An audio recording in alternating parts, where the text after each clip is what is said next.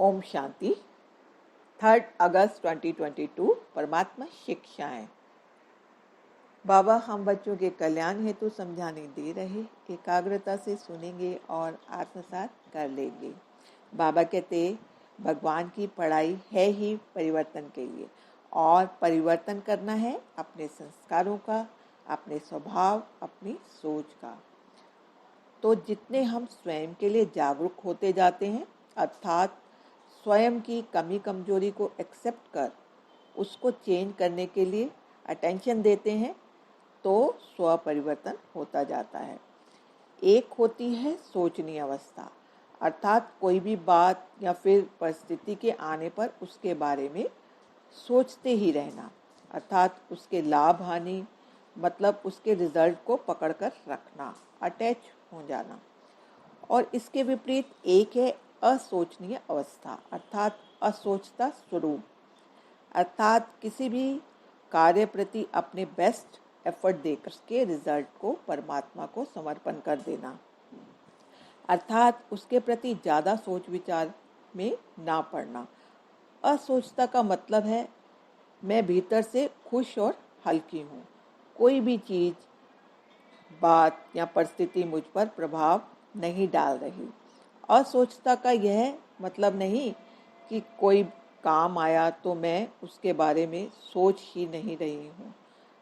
असोचता का मतलब है मैं करती हुई न्यारी हूँ, सोचती हुई सोच से न्यारी हूँ, अर्थात उसके फल से न्यारी हूँ।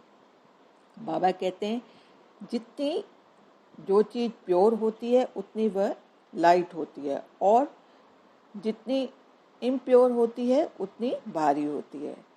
ठीक इस तरह जो आत्मा जितनी प्योर होती जाती है, अर्थात जितने शुद्ध संकल्पों से भरपूर होती जाती है, उतनी वह मन से हल्की रहती है, उमंग उत्साह में हाई वाइब्रेशन में रहती है।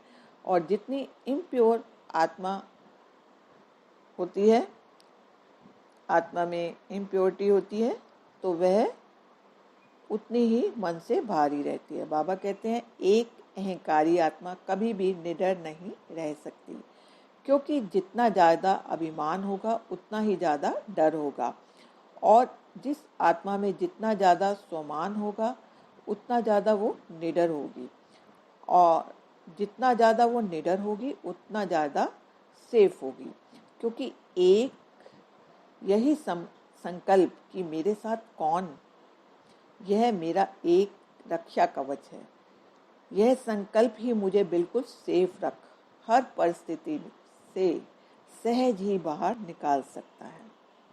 बाबा कहते जैसे जैसे आप अपने ऊंचे सोमान में स्थित होते जाएंगे, तो आपके व्यवहार से आपके गुण प्रत्यक्ष होंगे। यदि आप परमात्मा बाप की याद में रहकर और साथ ही अपने ऊंचे सोमान में स्थित हो किसी भी आत्मा को प्यार भरी समझाने दोगे, तो चाहे वो उसी समय माने ना माने, पर अंदर तक उसे वो बात टच होगी। फिर धीरे धीरे वह स्वयं ही बदल जाएगा। परंतु इसके लिए बैलेंस की अति आवश्यकता है, अर्थात ना ही किनारा करना है और ना ही उसमें फंसना है, बल्कि सोमान में स्थित हो स्नेह प्रेम और सहयोग देना है। समझा? ओम शांति। शुक्रिया बाबा, शुक्रिया।